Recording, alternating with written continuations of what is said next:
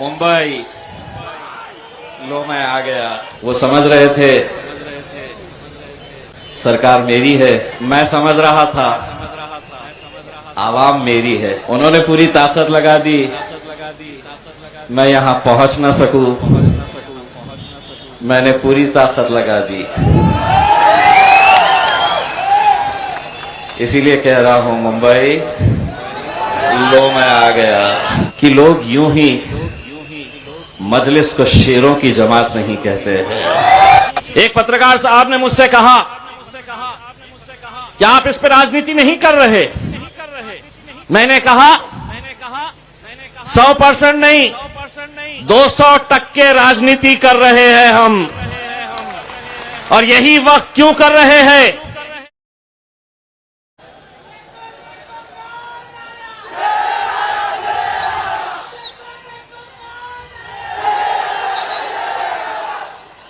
मुंबई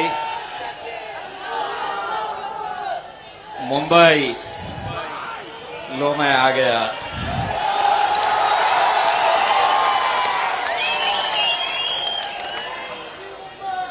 मुंबई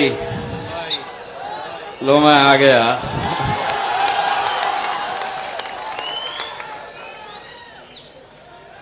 मेरे कायद जनाब बैरिस्टर असदुद्दीन अवैसी साहब, मजलिस इत्तेहादुल मुस्लिमीन के महाराष्ट्र के हमारे वर्किंग प्रेसिडेंट जनाब डॉक्टर गफ्फार कादरी साहब, फैयाज खान साहब, वारिस पठान साहब,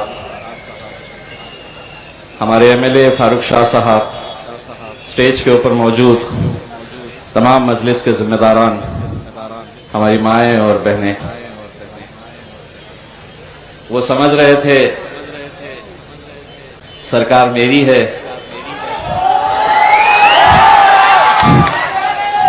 मैं कुछ भी कर सकता हूं। मैं समझ रहा था आवाम मेरी है, मैं कुछ भी कर सकता हूं।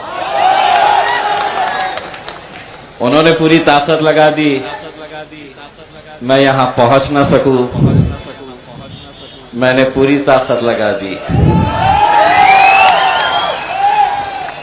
इसीलिए कह रहा हूं मुंबई लो मैं आ गया। अभी ये तो बस एक हमारी आवाज पर ही छा गई इतनी बौखलाहट। ये तो सिर्फ एक गुर्राहट थी। अभी दहाड़ना बाकी है।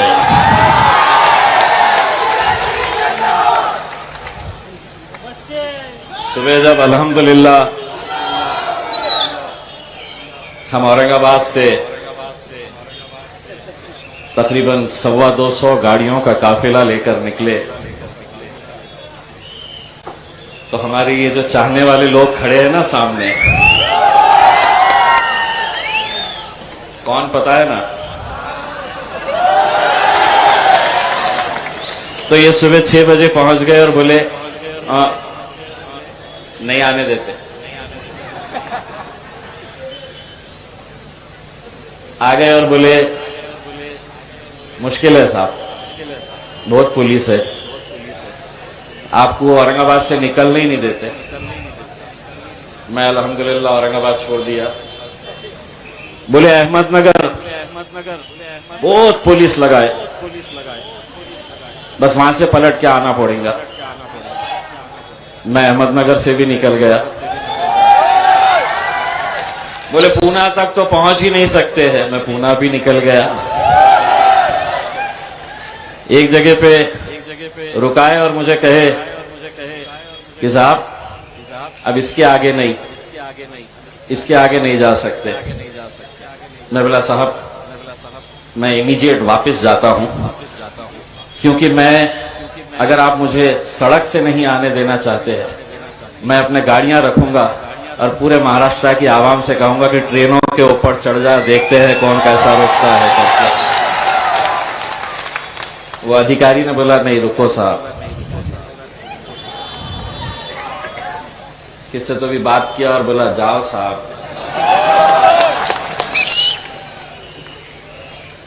लेकिन मैंने आज इन 13 घंटों के सफर के अंदर एक बात का मुझे एहसास हुआ कि लोग यूं ही मजलिस को शेरों की जमात नहीं कहते हैं। कुछ तो है कि इतनी ताकत लगा दी गई। और मैं एक साफ शब्दों के अंदर ये कहना चाहता हूं, और मेरी बात रखने से पहले मैं महाराष्ट्र की और मुंबई पुलिस का तहे दिल से शुक्रिया अदा करना चाहता हूं। मुझे मालूम है कि जो रुकावटें पैदा की गई थी इसमें पुलिस का कोई हाथ नहीं था। आप अपना फर्ज निभा रहे थे, मैं अपना काम कर रहा था। लेकिन कौन लोग थे जो इनके ऊपर दबाव डाल रहे थे कि इम्तियाज जलील और असदुद्दीन अवैसी साहब मुंबई तक नहीं आना चाहिए करके।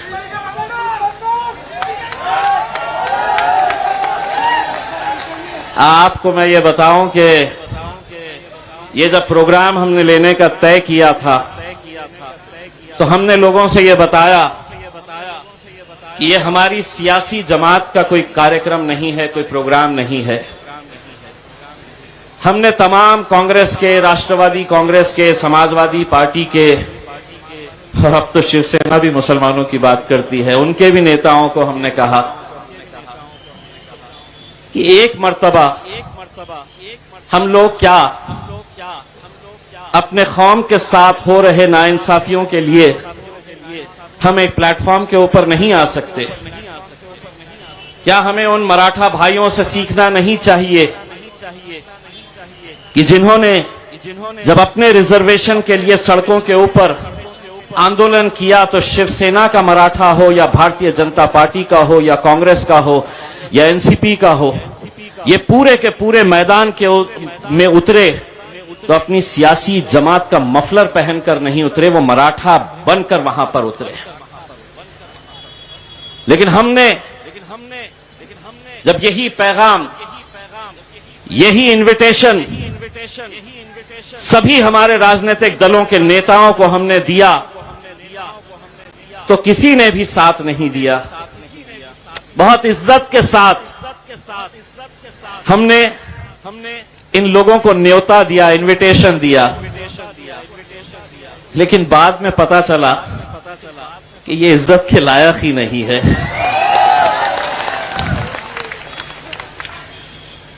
लोगों ने कहा कि क्या कर लेंगे, आप रिजर्वेशन का तो इतना पुराना मामला है, वक्फ की जमीनें अब कहां बची है, आप क्यों इतनी मेहनत कर रहे हैं, क्यों जा रहे? इलेक्शन के वक्त एक बात कही थी, दोबारा ये बात दोहरा रहा हूं, मंजिल मिले ना मिले ये मुकद्दर की बात है, हम कोशिश भी ना करें ये गलत बात है। हम कोशिश करेंगे, पूरी ईमानदारी के साथ कोशिश करेंगे, और जब ईमानदारी के साथ कोशिश करते हैं तो उसका नतीजे कैसे होते हैं, अल्हम्दुलिल्लाह वही एक नतीजा आपके सामने आज आपका बेटा, आपका भाई खड़ा हुआ है। हमने ईमानदारी के साथ मेहनत की। इसीलिए जब लोगों ने मुझसे, पत्रकारों ने कहा कि आप भाषण में असद साहब क्या बोलने वाले हैं, आप क्या बोलने वाले हैं, तो अब हम सिर्फ भाषण करने के लिए नहीं आए हैं। ये जो स्क्रीन लगाए हैं ना, 2 स्क्रीन लगाए हैं, इनको आज उधेड़ने भी वाले हैं, उस स्क्रीन के जरिए दिखाने वाले हैं कि किस तरह से इस कौम का खेल खेला जाता है। उनकी ही जबानी दिखाने वाले हैं कि इस कौम को किस तरह से एक खिलौना बनाकर रखा गया है, एक रबर स्टैंप की तरह रखा गया है। इलेक्शन आया, आ जाओ फिर अपनी गलियों के अंदर मुसलमानों से वोट मांगने के लिए आ जाओ, सपने दिखाओ कि हम ये दे देंगे, हम वो दे देंगे। इलेक्शन आया, जीत गए, खत्म हो गई बात, हमारा जिक्र भी नहीं होता है। लोगों ने कहा यही वक्त आपने क्यों चुने? एक पत्रकार साहब ने मुझसे कहा कि आप इस पर राजनीति नहीं कर रहे। मैंने कहा 100% नहीं, 200% राजनीति कर रहे हैं हम। और यही वक्त क्यों कर रहे हैं कि पूरे महाराष्ट्र के अंदर नगर परिषद के चुनाव है, दोबारा हमारी चौखटों के ऊपर यही लोग आने वाले हैं। आज जो लोग औरंगाबाद से या पूरे महाराष्ट्र के कोने कोने से आए हैं, हमने किसी को गाड़ी नहीं दी, किसी की गाड़ी के अंदर पेट्रोल नहीं भरा, किसी को पैसा नहीं दिया, लेकिन उसके बावजूद भी इतनी तादाद के अंदर अगर नौजवान बुजुर्ग निकल कर आए तो कहीं ना कहीं उन्हें यह एहसास हो रहा था कि हम जिस मुद्दे को लेकर आगे बढ़ रहे हैं हमारे आने वाले मुस्तकबिल से यह ताल्लुक रखता है। कहां है वो 93,000 एकड़ जमीन महाराष्ट्र की, 93,000 एकड़ जमीन कहां है वो? किसने किसको बांटा है? किसने किसको बेचा है? अल्हम्दुलिल्लाह 8 महीने हो गए हैं महाराष्ट्र वक्फ बोर्ड का सदस्य हुए, मेंबर बने हुए। इन 8 महीनों के अंदर अल्हम्दुलिल्लाह 9 FIR रजिस्टर करवाया हूं मैंने पूरे महाराष्ट्र के अंदर। 9 FIR, बड़े बड़े धन्ना सेठों के खिलाफ FIR। जो सोचते थे कि हमें कौन रोक सकता है, हम तो पैसों से सबको खरीद सकते हैं और खरीदे हैं। उनके अंदर डर नहीं था, खौफ नहीं था। वो सोचते थे कि हमारा कौन बाल बाका कर सकता है, हम तो पैसों से सबको खरीद सकते हैं। उन्हें क्या मालूम है कि बाजारों के अंदर कुत्ते के बच्चे बिकते हैं।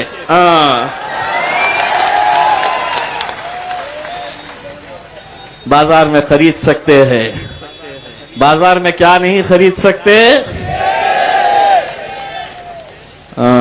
एक है स्टेज पे,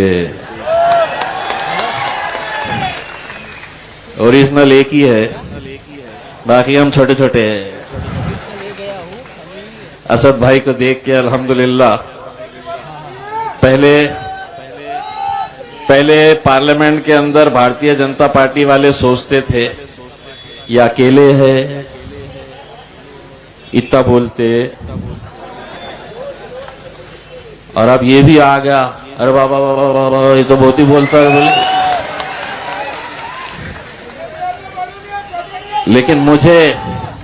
लेकिन मुझे इस बात की खुशी होती है कि जिस शख्स को अल्हम्दुलिल्लाह पूरी दुनिया देखती है, पूरे मुल्क के अंदर अगर कोई एक जानबाज पार्लियामेंट के अंदर खड़े रहकर हमारी हक की आवाज वहां पर बुलंद करता है, यह अल्लाह का फजल करम है।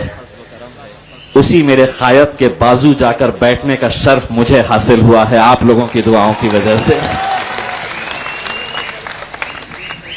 यह आप लोगों की दुआओं का नतीजा है कि अल्हम्दुलिल्लाह पार्लियामेंट के अंदर जब लोग कहते थे कि यह तो सिर्फ हैदराबाद की एक ही जमात है, हैदराबाद तक महदूद है, ये 1 के 2 नहीं होंगे, तो अल्हम्दुलिल्लाह 1 के 2 हो गए, 2 के 4 होंगे, 4 के 6 होंगे, 6 के 8 होंगे और 8 के 10 भी होंगे, बशर्ते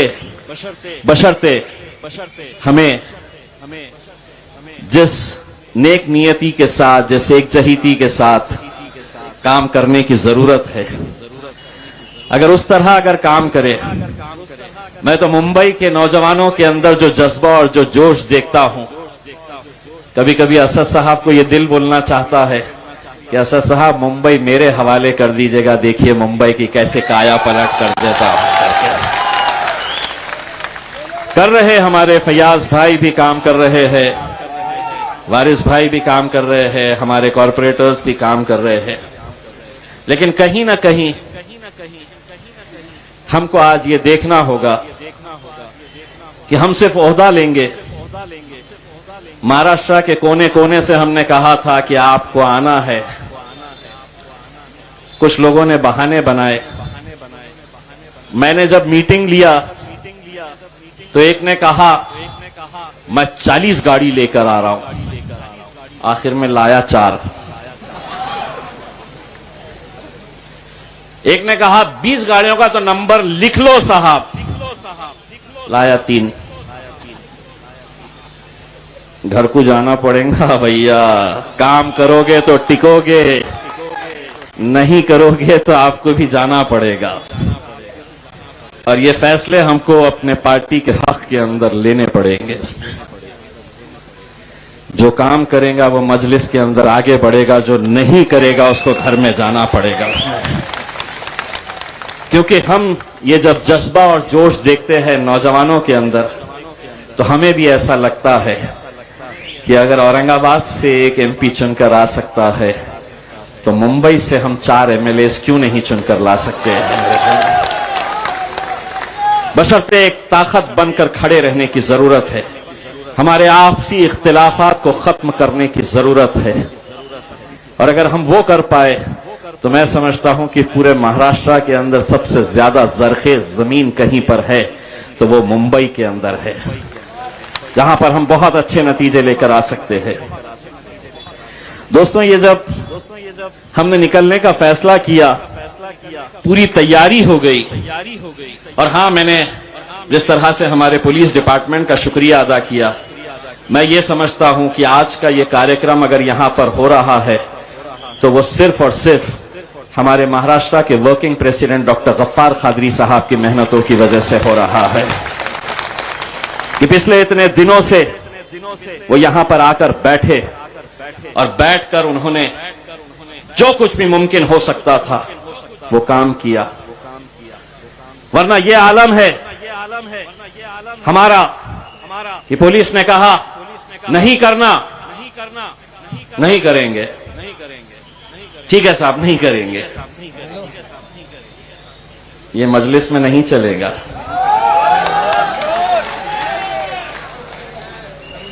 ये मजलिस में कतई नहीं चलेगा। इसीलिए जब अलग अलग जगह के ऊपर हमको रोका जा रहा था तो मुझे मालूम था कि पुलिस को तो बेचारे सामने कर रहे हैं, लेकिन इसके पीछे कौन लोग हैं जिनके अंदर ये डर और खौफ पैदा हो चुका है मजलिस की वजह से कि ये जो बैठे हैं ये तो हमारी जागीर थी, ये हमारे अलावा कहां जा सकते हैं। इनको डर दिखाओ कि अगर हमारे साथ नहीं आए तो भाजपा आ जाएगी, शिवसेना आ जाएगी, हम सेक्युलर है, हमको दो। लेकिन जब उन्हें यह एहसास होने लगा कि अब ये कौम भी बेदार हो चुकी है और इसमें भी वो हिम्मत आ चुकी है कि कल तुमसे ये सवाल करेगी कि जिस मुंबई हाई कोर्ट ने 2014 के अंदर तमाम दस्तावेज देखे, एम्पिरिकल डेटा जिसे कहते हैं, मुसलमानों के ताल्लुक से देखा,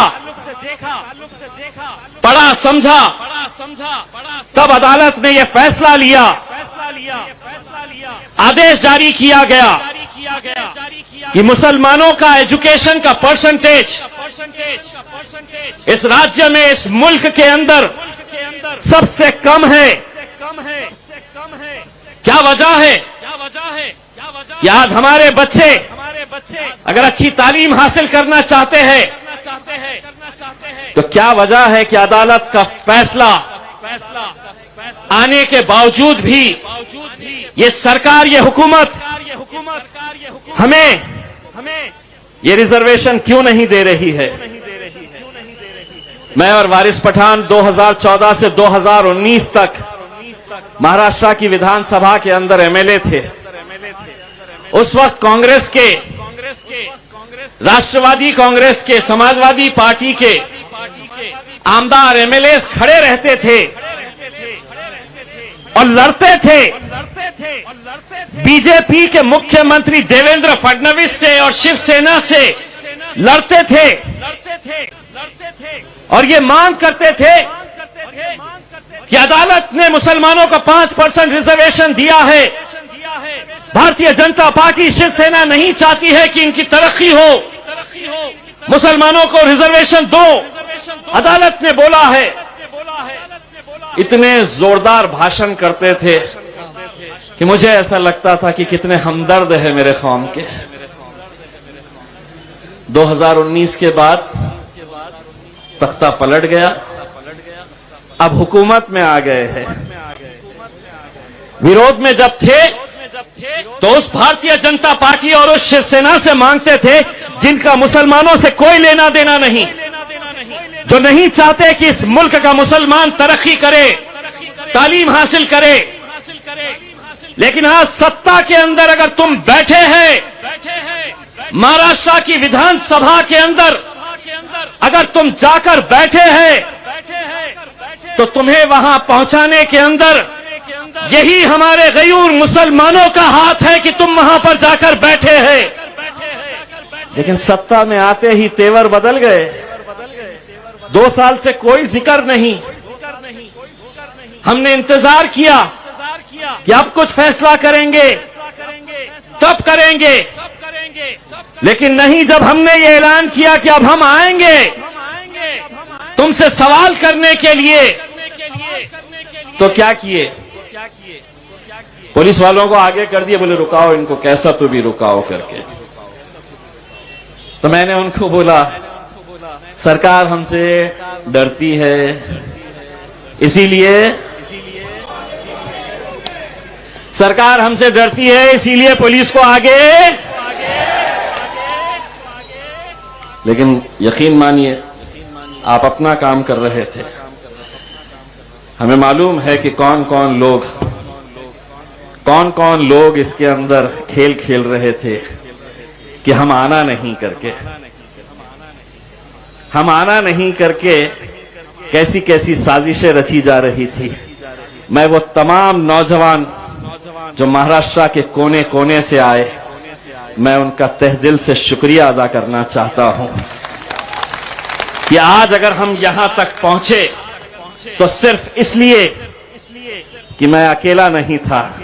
जब मुझे रोकते थे तो वो देखते थे कि मेरे पीछे अल्हम्दुलिल्लाह कितनी बड़ी तादाद और कितनी बड़ी ताकत खड़ी हुई है।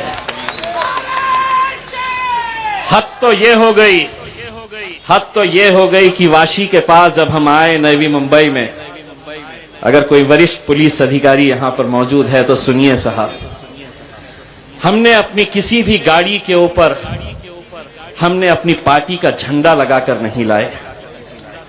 हमने कोई हरा, नीला, पीला, भगवा झंडा लगाकर नहीं आए।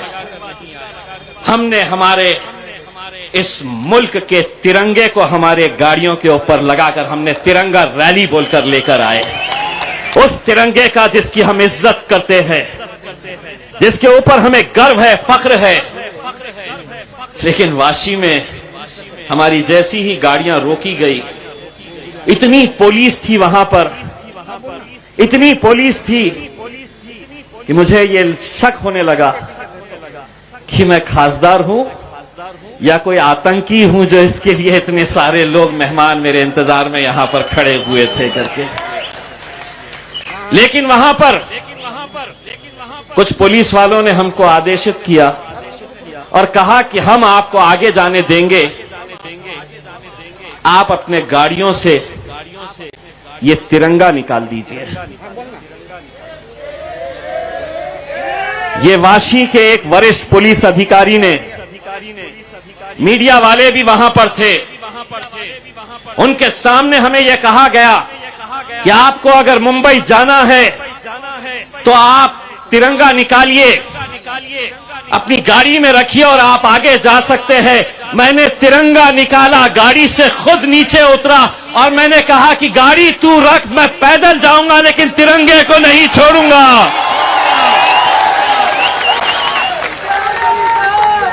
और जब मेरे पीछे मेरे नौजवानों ने अपने अपने हाथ में तिरंगा लेकर हम रोड पे चलने लगे, तब पुलिस वालों को एहसास हुआ कि कुछ गलत हो गया है।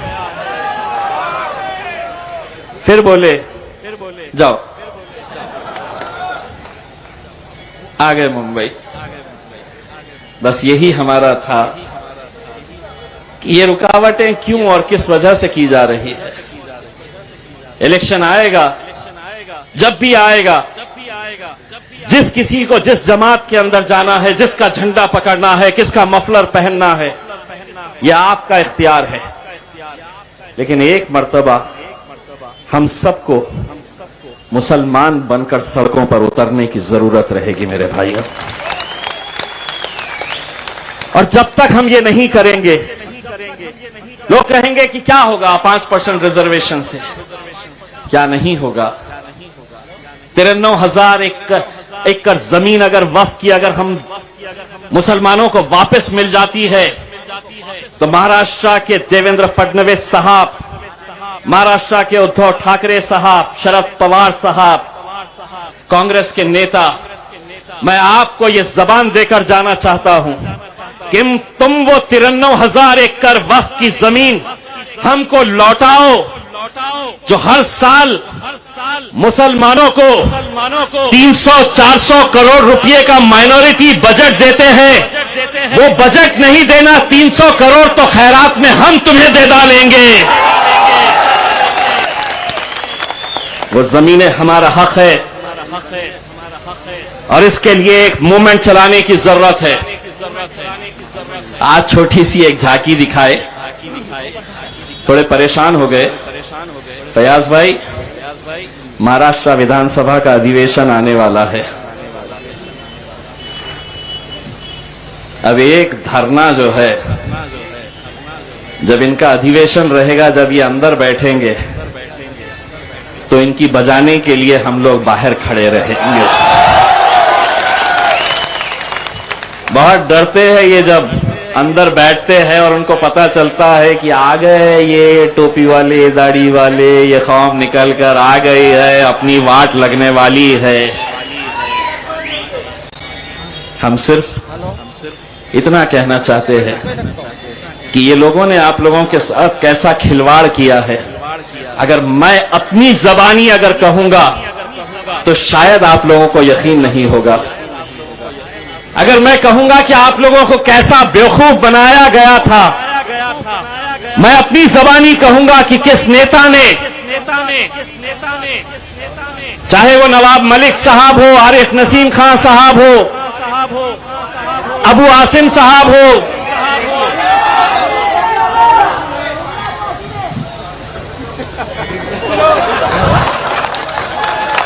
सिर्फ असद भाई ने इजाजत देना, अगला इलेक्शन तो इम्तियाज जलील उनके खिलाफ मुंबई में आके तुम्हारे घर के अंदर लड़के जाएगा और निकाल के जाएगा इंशाअल्लाह।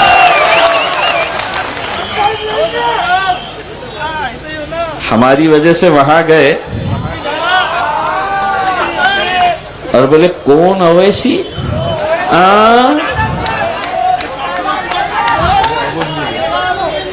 पप्पा, भूल गए। लेकिन मैं यहां जाने से पहले सरकार को यह बताना चाहता हूं कि ये मुद्दे, देखिए इस मुल्क के अंदर मुसलमान माइनॉरिटी के अंदर सबसे बड़ी मेजॉरिटी है।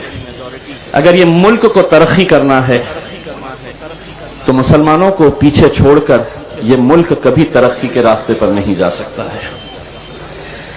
अगर हमको इस मुल्क को आगे बढ़ाना है तो हमारे इन मुसलमान भाइयों की तरक्की के बारे में भी सोचना पड़ेगा और ये सरकार की जिम्मेदारी है।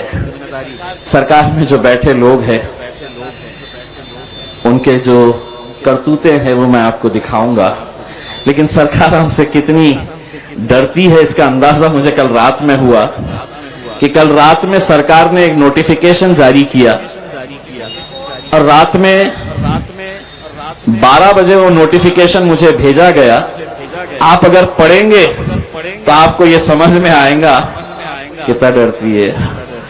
क्या लिखे हैं मालूम नोटिफिकेशन में? बोले मुंबई में ओमिक्रॉन है,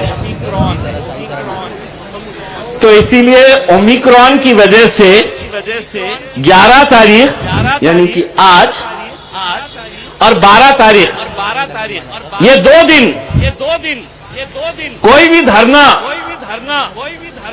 कोई भी सभा, कोई भी सम्मेलन नहीं होगा 2 दिन के लिए। यानी कि 11 और 12 जब हम यहां पर है तो ओमिक्रॉन हम जाते ही सब शुरू। अगर आप बोले होते असद भाई इजाजत दिए 13 तारीख के दिन फिर आ जाएंगे गाड़ियां लेके यहां पे, फिर तो रोक नहीं सकते हैं हमारे को। तो ये देखिए कैसी बौखलाहट है कि हमको रोकने के लिए एक ऐसा नोटिफिकेशन रात में 12 बजे निकाला गया कि ये 2 दिन के लिए है, तो हम कोई भी सभा को इजाजत नहीं दे रहे थे। लेकिन उसके बावजूद भी हम यहां पर आए। अल्हम्दुलिल्लाह मैं आप लोगों का, तमाम लोगों का तहे दिल से शुक्रिया अदा करना चाहता हूं। और इससे पहले कि मैं बैरिस्टर असदुद्दीन अवैसी साहब को आपके सामने पेश करूं, मैं चाहता हूं कि आप लोग स्क्रीन के ऊपर नजर डालें और देखें। लगाओ रे, इनकी धुलाई करो जरा, लगाओ।